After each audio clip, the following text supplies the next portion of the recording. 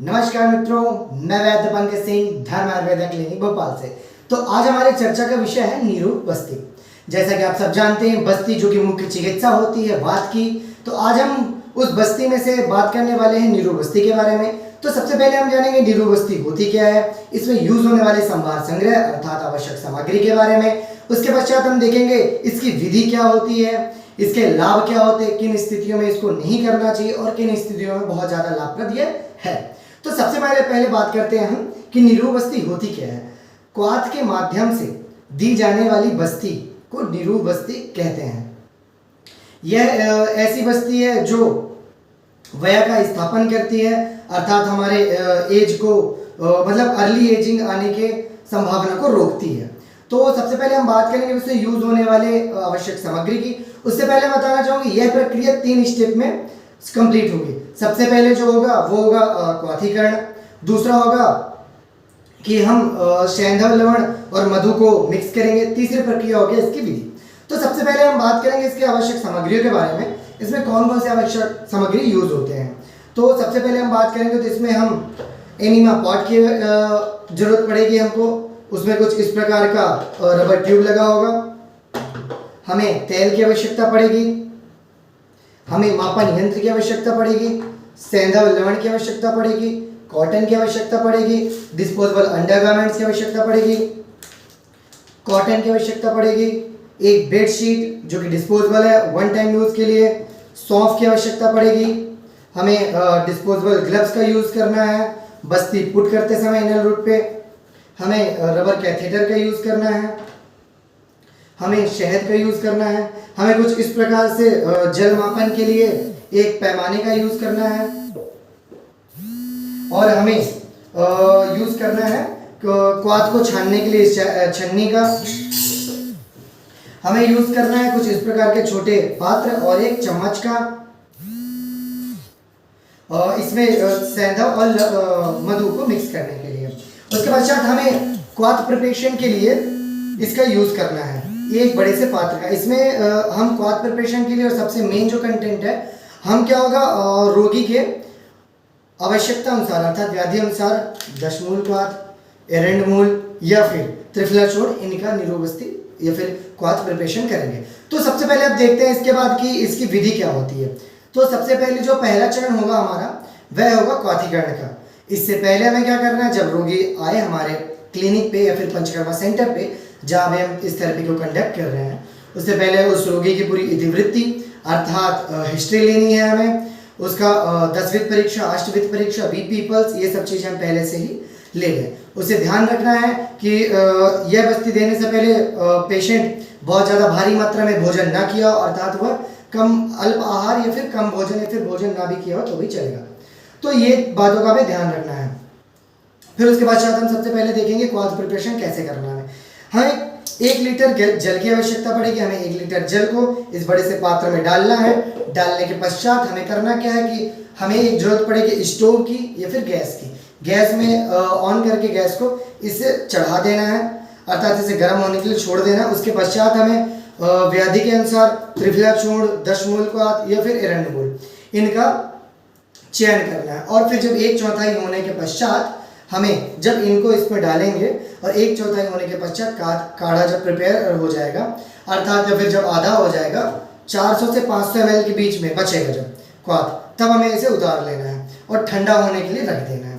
इसके पश्चात हमें करना क्या है, हमें 50 से 60 ml मधु की लेनी है और उसके पश्चात हमें 5 से 10 ग्राम के लगभग सैंधव लवण का यूज करना है। और हमें जो सौंफ का यूज करना था क्वाथीकरण करने के समय ही हमें सौंफ का भी क्वाथीकरण कर लेना है क्वाथ प्रिपरेशन के टाइम पे। और हमें करना क्या है, जब हम सैंधव लवण और मधु इन दोनों को, तो हमें सैंधव लवण और मधु को कुछ इस प्रकार से ऐसे ऐसे करके मिक्स कर लेना है। जब उसका कलर कैरोमल चॉकलेट की तरह चॉकलेटी हो जाए तब हमें समझना चाहिए कि ये पूरी तरह से मिक्स हो चुका है। उसके पश्चात हमें 60 ml के लगभग तेल लेना है। तेल हम व्याधि के अनुसार या फिर तिल तेल या फिर जो भी व्याधि के अनुसार सहचरादि तेल, धनवंतरी तेल, जो भी तेल का हमें यूज़ करना है 60 ml लेके हमें जो मिश्रण होगा उसे में धीरे धीरे करके मिक्स कर लेना है। और इसको मिक्स करके रख लेना। हमारा दूसरा चरण होता है कंप्लीट। अब हमें करना क्या है, अब हमें करना है कि जो सेंधल, लवण, तिल तेल और जो मधु का मिश्रण है उसे हम क्वाथ में, जो कि ठंडा हो चुका होगा, मतलब बहुत ज़्यादा ठंडा भी नहीं हुआ होगा, मध्यम टेम्परेचर में होगा, उसके साथ हमें अच्छी तरह से मिला लेना है और मिलाने के पश्चात हमें रख लेना है। उसके पश्चात हमें करना क्या है, जब पेशेंट थेरेपी रूम में आता है तो थेरेपी रूम जो होगा निर्वात होना चाहिए, एसी, कूलर, फैन ये सब चीज़ें नहीं चलनी चाहिए, एक मध्यम लाइट होना चाहिए। अगर आपके पास साउंड सर्विस अवेलेबल है उसमें ओम का उच्चारण वाला ध्वनि होना चाहिए जो कि मध्यम स्वर में संचालित होना चाहिए। अगर ये सब नहीं है तो कोई ज़रूरत नहीं है, परंतु शांति जरूर बनाए रखना है रूम पे। उसके पश्चात हमें करना क्या है कि उस रूम में फ्यूमिगेशन अर्थात धूपन जरूर करना है। अब हमें करना क्या है, पेशेंट को डिस्पोजेबल अंडरगारमेंट्स पहनाकर लेटा देना है। लेटाने से पहले जो द्रोणी होगी उस पर डिस्पोजेबल बेडशीट बिछा लेना है। अब हमें करना क्या है, जब पेशेंट अभ्यंग शोधन करने के पश्चात कंप्लीट हो जाए तो हमें उसे बस्ती की पोजीशन में ले आना है, अर्थात बाएं करवट लेकर बस्ती के पोजीशन में ले आना है। और हमें करना क्या है कि इस रबर कैथेटर को कुछ इस प्रकार एनेमा पॉट में, जो कि इस प्रकार होगा, इस प्रकार ऐसे करके फिक्स कर लेना है। फिक्स करने के पश्चात इसमें क्लॉथ डाल के देख लेना है कि बबल्स वगैरह तो नहीं है, एयर तो नहीं बन रहा है। इसके पश्चात जब ये फिक्स हो जाए तो हमें करना क्या है, उससे पहले एनल पे हमें हल्का सा कॉटन पे तेल लेके एनल रीजन को स्मेयर कर लेना है तेल से, जिससे अपन जब इंटर करते हैं इसको कैथेटर को तो कटने, छिलने, इस सब चीज़ों का दिक्कत ना हो और आसानी से अंदर जा सके। उसके पश्चात हमें करना क्या है, क्वाथ को जो कि ना ज़्यादा गर्म हो ना ज़्यादा ठंडा हो, उसे कुछ इस प्रकार से इस एनीमा पॉट में डालते हैं और डालने के पश्चात हमें कुछ इस प्रकार से इसे ऊपर उठा लेना है। उठाने के पश्चात ये जो कैथेटर है हमें इसमें ऑयल स्मेयरिंग करके कैथेटर में रोगी को बोले कि सांस अंदर बाहर करते रहे, जोर जोर से थोड़ी सांस ले, और उसके पश्चात हमें धीरे से उसे पुट करना है एनल रीजन पे। एनल रीजन पे पुट करेंगे और इसे हम कुछ इस प्रकार से उठा लेंगे तो धीरे धीरे अपने आप पूरा जो क्लॉथ होगा रोगी के शरीर में एनल के माध्यम से चला जाएगा। और इसके बाद हमें जरूर ध्यान देना कि वायु का प्रवेश एनल रीजन पर ना हो, अर्थात शरीर पे ना हो इसके माध्यम से, उससे पहले हमें इसे रोक लेना है। और जब ये प्रक्रिया हो जाए तो हमें आराम से निकालना है इस कैथेटर को, इसे डिस्पोज करना है, इन सब चीज़ों को अलग जगह पे रख देना है। रखने के पश्चात हमें क्या करना है कि रोगी को एक पोजीशन में लाने के बाद, अर्थात पीठ के बल लेटाने के पश्चात हमें उसके जंघा पे, उसके पार्श्व पे ताड़न करना है। ताड़न करने के पश्चात थोड़ी देर तक उसे जब तक वो धारण कर सके इस क्लॉथ को तब तक उसे धारण करना है। वैसे ये क्लॉथ जो नॉर्मल इंसान है पहले के टाइम पे संहिताओं में 48 मिनट तक धारण करने का है, परंतु अभी के टाइम पे हर किसी के कैपेसिटी के अनुसार होता है कि वह कितना धारण कर सकता है इसका। तो हो सकता है कोई 1 मिनट भी कर पाए या फिर कोई 30 सेकेंड कर पाए, फिर कोई 4 से 5 मिनट तक भी इसका धारण कर सकता है।